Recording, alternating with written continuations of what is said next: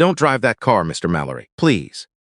The voice came from somewhere near the concrete pillar on his left, small and steady in a way that made him stop mid-stride. Fraser Mallory was 3 steps from his car. The same black Lexus he'd parked at 7:14 that morning, same spot he always used on level P2, close enough to the elevator that he didn't have to walk far when it was raining, which in Vancouver was most of the year. His briefcase was in his right hand. His jacket was still on. He hadn't had the chance to feel the relief of taking it off, hadn't had the chance to feel anything yet except the quiet, deep satisfaction of a settlement agreed upon in a mediator's boardroom 3 floors above him, 17 months after his firm had taken the case for a First Nations community that most of the legal establishment had assumed was unwinnable. He had been, until that moment, thinking about absolutely nothing except dinner. Then the voice came out of the shadow behind the pillar. She was small. She couldn't have been more than 9, though her eyes had the kind of steadiness that sometimes develops early in children who have had reasons to pay attention to the world. She wore a pink knit hat pulled low, a puffy winter jacket in a dark purple that was several sizes too big. The cuffs came down past her wrists, and jeans that had been hemmed with thread that didn't quite match. On her left wrist, she wore 3 of the small beaded bracelets she sold from a folded card table at the corner of the building. She was there most afternoons. Fraser had passed her many times without stopping to think about it. He had stopped once. About 4 months ago, in October, when the rain had been coming sideways off the harbor, and she'd been sitting under the narrow overhang of the building entrance, with her bracelets spread across a piece of cardboard, not asking anyone for anything, just waiting. He'd bought one. He'd asked her name. She had not expected that. He remembered the small pause before she answered. Now she was standing in the parkade on level P2 with both hands pressed flat against the concrete pillar, as if she needed it to hold herself upright, and she was looking at him with an expression that was not afraid, exactly, but was the close cousin of it. Ravi, the building's evening security officer, had appeared from around the corner of the elevator bay. He was already walking toward her, one hand extended in the professionally neutral gesture of a man about to usher someone away from somewhere she shouldn't be. Fraser raised one finger. Everyone paused. He set his briefcase down on the concrete floor. "Yara," he said. He was glad he remembered. "I need you to tell me what you mean, slow, from the beginning." She had been afraid he wouldn't remember her name. He could see it in the way her shoulders came down slightly when he used it. She had been sleeping in the stairwell on level P2, she said. The shelter on Clark Drive was full 2 nights ago, and the stairwell was dry, and she had done it before, and her grandmother didn't know. She woke up when she heard the sound of wheels. A van, she thought, because the sound was heavier than a car. It had parked at the far end of the level, under the camera that faced the wrong direction. A man had gotten out in gray coveralls with a patch on the chest she couldn't read, but it had a flame shape in orange. He had carried a bag. He had crouched beside the black car with the F plate. Fraser's license plate began with F, and he had slid under it with a small tool that made a thin clicking sound. He was there for about 4 minutes. Then he got up and left. He had spoken on the phone while he worked. She had heard him say Tuesday evening. She had heard him say he won't feel a thing until someone presses it. She had heard him say a name, the name of the man on the other end of the line. She had thought it was the name of an animal at first, but then she'd repeated it to herself the way her grandmother had taught her to remember things. Say it 3 times and it sticks, and she realized it was a person's name. "What was the name?" Fraser said. His voice came out very quiet. "Whit," she said. He called him Whit. He said, "It's done, Whit. Tuesday evening, like you wanted." Fraser Mallory was 61 years old. He had been in law for 34 years. He had learned, somewhere in those 34 years, how to keep his face neutral when something inside his chest was not. He kept it neutral now. "Yara," he said, and his voice was steady, and he was proud of that. "I need you to stay exactly where you are. Don't move. Don't go near the car. Can you do that for me?" She nodded. He stood. He took his phone from his jacket pocket. He did not call his building security. He did not call his driver. He did not call Kenneth Whitlow, his chief operating officer of 11 years, the man who had walked him to the elevator that morning, with one hand briefly on his shoulder, and said, quietly and warmly, the way a man says something he has said before and means it, "Congratulations, Fraser. Hell of a case." He called 911. "This is Fraser Mallory. I'm on level P2 of the Arbutus Tower Parkade on Burrard Street. I have credible information that a device may have been placed under my vehicle overnight. The vehicle is a black Lexus license plate, Foxtrot Lima 339. I need the building evacuated, and I need the RCMP bomb disposal unit. Yes, I'm serious. There are civilians in the structure. Clear everyone. Now, the parkade was quiet around him. Somewhere 2 levels up, a car door slammed. The elevator hummed. Ravi had his radio in his hand and was looking at Fraser the way people look when they understand that the situation has changed and they are waiting to be told how. Clear the level, Fraser said. Clear the whole structure. Don't touch the Lexus. Don't go within 10 meters of it. He held out his hand to Yara. She looked at it for a second. The way a child looks at a hand when she is deciding whether it's the kind that stays extended or the kind that gets pulled back. Then she put her small fingers in his. Her hand was very cold. The cuff of the purple jacket came halfway up Fraser's wrist. They walked up the ramp together. He didn't run. He was aware, with a sharpness that sometimes comes in the middle of bad things, that running would frighten her more than the situation already had, and that she had been frightened for long enough. So he walked, measured steps, like they were walking to the end of the block for no particular reason, like it was a Tuesday evening in April and everything was completely ordinary. At the top of the ramp in the lobby, he stopped and turned her gently so her back was to the wall of glass beside the revolving doors. He crouched down. "You did the right thing," he said. "Whatever anyone tells you later, whatever anyone says, you did the right thing. Do you understand?" Her eyes were very bright. Not quite crying, but near enough that the difference was a matter of will rather than distance. "I wasn't sure you'd listen," she said. "I know. I'm glad you tried anyway." The first RCMP cruiser came up Burrard at 5:47. The bomb disposal truck arrived 4 minutes after that, heavy and deliberate, taking the corner at a speed that suggested urgency without panic. Fraser watched it from the lobby, Yara beside him, her hand still in his. He did not let go. The building's emergency coordination room was on the 3rd floor. A square office with a long table, a whiteboard with a fire evacuation diagram still on it from a February drill, and a window that looked out over the wet street below. Fraser could see the disposal team moving around his car from up here, small and deliberate in their dark gear. Constable Amélie Bouchard had a notebook and a calm that felt very specifically like a professional skill, the kind a person builds over years of sitting across from people in bad situations and asking them the right questions in the right order. She had introduced herself to Fraser, then pulled a chair around so she was sitting at Yara's level before she said anything else to her. Yara told her everything: the van, the coveralls, the patch with the flame shape. The time. Close to 1 in the morning, she thought, because the tower across the street had its lights mostly off when she arrived, and only a few of the upper floor windows had come on by the time the man left. The tool sound, the 4 minutes, the phone call. She hadn't been able to read the patch, but she could draw the shape of the flame if someone gave her something to draw with. Constable Bouchard gave her her pen and the back of a blank evidence form. Yara drew with the tip of her tongue pressed lightly against her upper lip. She drew a flame with 2 peaks, and beside it what looked like a stylized initial. And below it a number that had been upside down to her, she said, so she wasn't certain if it was 19 or 61. Constable Bouchard looked at the drawing. Something shifted in her expression very briefly, like a card being turned over. She excused herself. She walked to the corner of the room and made a call with her back turned. Her voice was low, but Fraser caught 2 words: industrial contractor. He sat with Yara and waited. Yara ate the granola bar Ravi had retrieved from his desk downstairs. She ate it with the careful attention of someone who had learned not to eat too fast.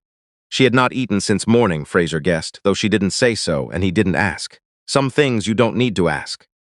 When Constable Bouchard came back, she had a second officer with her, a man in a dark jacket, with the bearing of someone who worked for a unit that didn't put its name on things.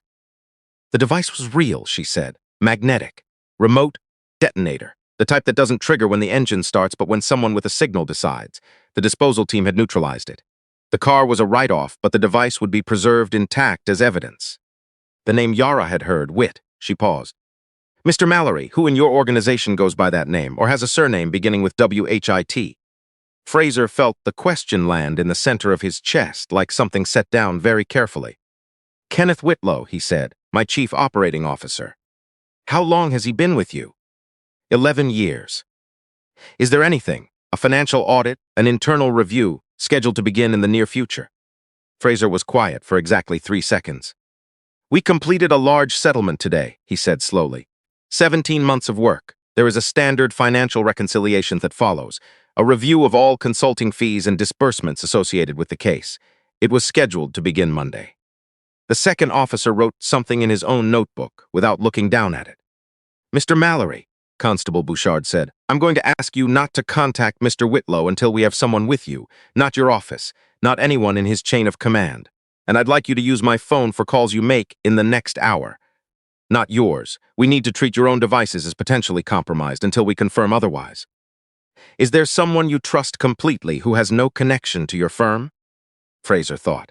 He thought about his sister in Kelowna, who would be on the highway in 20 minutes and would arrive furious and useful in equal measure. He thought about Baroness Auger, who had handled his estate and his mother's affairs for 8 years, who had never taken a retainer from his firm, and who had told him at dinner last spring that Kenneth Whitlow made her uncomfortable in a way she could not yet name. "Baroness Auger," he said, "personal attorney. She'll know what to do." He took Constable Bouchard's phone and called her. She answered on the second ring. When he said the words, "Someone tampered with my car and it's connected to my office," she did not pause for breath. "Tell me where you are," she said. "Don't call Kenneth. Don't speak to anyone from the firm. I'll be there in 15 minutes. She arrived in 11. She walked into the coordination room and took in the situation the way she always did things, quietly, completely, without announcing she was doing it. She looked at Fraser. She looked at Yara. She looked at the granola bar wrapper on the table and the flame drawing on the evidence form. Then she sat down beside Yara. "My name is Berenice," she said. "I'm Mr. Mallory's lawyer. You must be Yara." "Yes." "That's a beautiful name. Is it all right if I ask you a couple of things?" They spoke for a few minutes. Then Berenice looked up at Fraser and asked, very quietly, the question she always asked when she already knew the answer. "Where is she supposed to be right now?"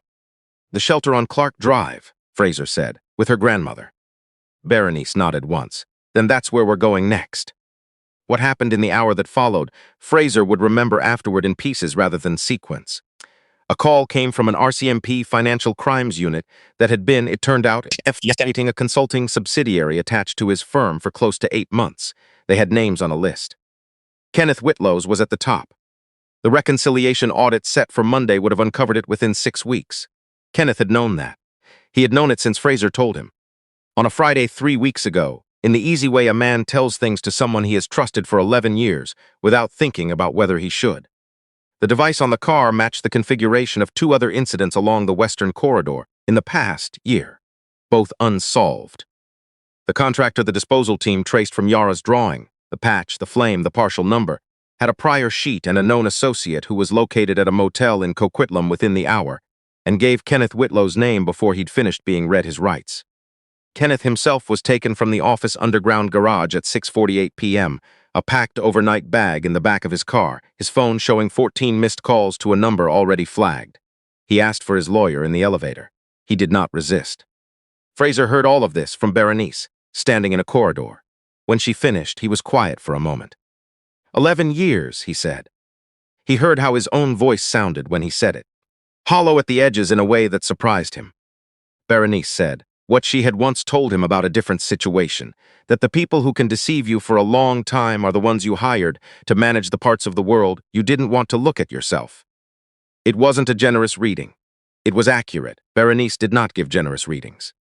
The girl, she said, her grandmother. Yes, Fraser said, let's go. The shelter on Clark Drive was a converted community center with a mural on the outside wall, and a front desk staffed by a woman named Gloria, who had the watchful patience of someone who had heard most things and was moved by this one. Just slightly, when Berenice explained what had happened. Celestine's in the back, Gloria said. Second cot from the window. She's been asking for Yara since 4 o'clock. Yara had woken up in the car on the way over and hadn't said much. She was holding the 3 beaded bracelets on her wrist with her other hand, twisting them gently. The way a child holds something when she needs something to hold. Celestine Uchimpong was 69 years old and small in the way that people who have been strong for a very long time sometimes become small. Not diminished exactly, but concentrated. She had a close-cropped gray halo of hair and a shawl the color of terracotta over a flannel nightgown, and she was sitting up against the wall behind her cot with a library book open on her lap. A history of West African trade routes. When they came in, she saw Yara first. Her face did what faces do when something they have been quietly bracing against has not, after all, happened. Baby, she opened her arms. Yara crossed the room in 3 steps and put her face against her grandmother's shoulder. Celestine held her for a long time. She did not look up at Fraser immediately. When she did, her eyes were clear and dry and entirely unsurprised. The way the eyes of someone who has lived a long, careful life can be unsurprised by almost anything. "You'd be the man she warned," she said. "Yes, ma'am," Fraser said. "My name is Fraser Mallory. I know who you are. Yara showed me the bracelet you bought, the blue one." She nodded toward Yara's wrist. "She still has it. She said you asked her name." Fraser said nothing. "Sit down, Mr. Mallory. I don't like looking up at people." There was no chair near the cot. Fraser found a low wooden stool that had been holding a stack of folded towels, moved the towels to the floor, and sat. The stool was short enough that he was just below eye level with her. He didn't mind that at all. "Tell me what happened," she said. He told her. Short, clear, no embellishment. What Yara saw. What she did, what it meant. He left out the dollar figures from the financial investigation because they were not relevant in this room. He included the part about the remote detonator because she deserved to understand what her granddaughter had walked into and what she had prevented. Celestine listened without interrupting once. Her hand moved slowly on Yara's back. When he finished, she was quiet for a long moment. "She told me last autumn about a man who bought a bracelet in the rain," Celestine said. "She said he was in a hurry, but he stopped anyway. She said he read all the bracelets and picked the blue one and asked what her name was. Nobody who buys a bracelet asks her name." She looked at him steadily. "She remembered your face from that day. That is the only reason you are sitting here." Fraser looked at his own hands. "I know," he said. "You did not stop that day to save anyone. You stopped because a child was sitting in the rain and you had 30 seconds to spare." She paused. "I want you to understand that those 30 seconds are the reason we are having this conversation." "I understand," Fraser said. "Good." Her voice was not unkind, but it was precise. "Now, you came here to say something. Say it." He told her what he could see plainly, that she needed medical attention. The sound of her breathing in the quiet room was not right. Yara had mentioned something to the police officer, he said gently, because she was worried. Celestine closed her eyes briefly. When she opened them, she looked at Yara with the specific expression of someone who loves someone very much and finds that love inconvenient at the present moment. "There is a private respiratory clinic associated with St. Paul's," Fraser said. "I have a contact there. I can have you seen tonight, not tomorrow, tonight. The room will be private. Yara can stay with you. There is a reclining chair in every room for family. She will not leave your sight." Celestine said nothing. "I am not doing this to feel better about myself," Fraser said. "I'm doing it because your granddaughter is the reason I am alive, and because you raised her to be the kind of person who walks into a parkade in the dark to warn a stranger. That is a debt I cannot repay, but I would like to try." The room was very quiet. Somewhere at the far end of the dormitory, someone coughed softly. "Mr. Mallory," Celestine said, "I have been a school teacher for 31 years. I know the difference between a man who has decided what's good for someone and a man who is asking, which one are you right now?" "I'm asking," Fraser said. "Then I'll tell you what I need." She held up one finger. "I need Yara in the room with me, not down the hall." "In the room." Two fingers. "I need to be spoken to as a patient, not as a case. I've been a patient in this country before. I know the difference." Three fingers. "And I need to know that when I come out of that clinic, I am not walking into some arrangement you've made without consulting me." "That's fair," Fraser said. "That's not the whole thing." She was not finished. "I have been in this shelter for 7 weeks. Our building on Semlin was sold to a developer in January. The new landlord raised the rent on a fixed income by $340 a month and gave us 60 days. I am 69 years old. I worked in the Vancouver school system for 19 years. I raised this child from the time she was 3, when her mother got sick. I am not telling you this so that you will feel sorry for me. I am telling you so that you understand I did not arrive in this place because I was careless. I arrived here because the system I worked within for decades does not protect people who worked within it." "I understand," Fraser said. "Then if you want to help, you help correctly." Her voice was even, unhurried. "Not as a story. Not as a photograph. Not as anything that puts her face where it doesn't belong. She goes back to school. She skins her knees. She forgets you sometimes because that is what children do, and that is healthy. And if somewhere in the future you want to be part of her life, you come to her birthday and you don't make a speech." "I won't make a speech. You help with university when the time comes, because we will need help and I am not too proud for the right things. But you do not buy her a car when she is 16. She can earn a car." She looked at him. "Are we agreed?" "We're agreed," Fraser said. She nodded once. Then she looked down at Yara, who had gone half asleep against her shoulder and was listening, with her eyes closed in the way children listen. when they want you to think they're asleep. Yara, Celestine said softly. The man bought your bracelet because he had time and you were sitting in the rain. He did not save you that day. He was just not in too much of a hurry to see you, but you saw him, and you remembered him. And you walked into a parkade at night by yourself because you thought it was the right thing to do. She smoothed a hand over the pink hat. That was you, that was entirely you. Do you understand the difference? Yara was quiet for a moment, then, yes, Grandma. Good. Don't forget it. The medical transport Berenice arranged was quiet and unhurried, and the two paramedics who came through the shelter door spoke to Celestine as Mrs. Achimpong and asked before they touched her. They folded her into a wheelchair with the same care a person uses, folding a letter they intend to keep. Yara walked beside her the entire way, through the dormitory, down the elevator, across the lobby. Her hand rested on the armrest and she did not let go. Gloria from the front desk stood in the doorway and watched them go. Fraser saw her press the back of her thumb briefly to the corner of her eye. Then she straightened, smoothed her cardigan, and went back inside, because shelters don't pause. The respiratory clinic was exactly what Fraser had described, and slightly more. The room was warm. The bed was good.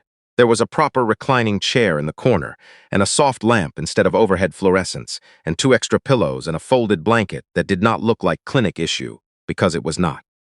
Dr. Ferreira was a quiet man in his 50s who introduced himself to Celestine, then to Yara, and asked Celestine before anything else whether she preferred a woman on the nursing staff. Celestine said yes. A woman came within 3 minutes. Fraser stood in the corridor with Berenice while the medical team did their work. Through the partly open door, he could see Yara climbing carefully into the recliner and pulling her purple jacket over herself, even though there was a proper blanket folded neatly on the seat. She was not going to take the jacket off. Fraser could see that clearly. It was staying. What happens Monday? He said. The audit happens Monday, Berenice said. I called the lead auditor from the car. She'll have people in the office at 7. A pause. Kenneth is in custody. He had a bag packed. He was 4 minutes from the underground exit when the RCMP had 2 cars on him. He asked for his lawyer in the elevator. He did not resist. And the money? Early estimate. The Financial Crimes Unit said somewhere between 9 and 11 million, consulting invoices from a numbered company he set up quietly. 30 months. She looked at Fraser. The settlement you won today, the reconciliation audit would have found it in 5 or 6 weeks. He knew that. You told him about the audit on a Friday 3 weeks ago. I told him the way you tell things to someone who is going to help you do them, Fraser said. I know, Berenice said. You told me once, about him, that he made you uncomfortable. I said I couldn't name it yet. Sometimes you don't get to name it until you do. She turned to look at the door. You listened to her tonight. That's what matters now. A nurse came out of the room and gently pulled the door to behind her. Celestine was stable. The antibiotics were starting. The chest imaging would happen in the morning. The girl, she corrected herself, was welcome to stay. She'd bring dinner around 8. Fraser leaned his shoulder against the wall. Through the nearly closed door, he could see the outline of Celestine's hand resting on the white blanket. Mara had reached across from the recliner and placed her small hand on top of her grandmother's. Both of them were drifting towards sleep, Celestine from medication and exhaustion, Yara from the simple fact that 9-year-olds who walk alone into parkades at night eventually run out of fuel. He stood in the corridor and didn't go in. He didn't want to interrupt. He thought about the bracelet, the blue one. The October rain coming sideways off the harbor, and him being 3 minutes late for a meeting, and this child sitting on a piece of cardboard under an overhang with her bracelets carefully arranged despite the wet. He had stopped because he wasn't entirely sure now why he had stopped. Because she hadn't asked. Because the bracelets were laid out with so much care. Because something about the scene quietly asked to be seen. He had not known her name. He had asked. She had paused before she told him, the way children pause when they're not sure if it's safe to answer. He thought about what Celestine had said. Those 30 seconds are the reason we are having this conversation. He thought about the Lexus on level P2 and the magnetic charge above the rear wheel and a remote in someone's pocket and how close the whole of his remaining life had come to ending in a pole he walked through every single day without looking at. He thought about Tuesday evening and a child who slept in a stairwell because the shelter was full, who counted minutes in the dark and kept her head down and remembered a face from 4 months ago because that face had once stopped in the rain and asked her name. He stood in the corridor for a long time. He did not go home that night. The RCMP financial crimes officer advised against it, and Berenice advised against it more firmly, and in any case there was nowhere he particularly wanted to be. He slept badly on the waiting room couch at the end of the hall with his shoes still on, and at 6 in the morning he walked back and opened the door an inch. Celestine was awake. She was sitting up against 2 pillows now instead of 1, and there was color in her face that had not been there the night before. The doctor had been in at 5, she told him when he came in quietly and sat on the low stool someone had placed beside the bed. He had told her she was responding, that if she kept responding, she'd be walking around the room in 2 days. That her lungs were tired but not finished, she said.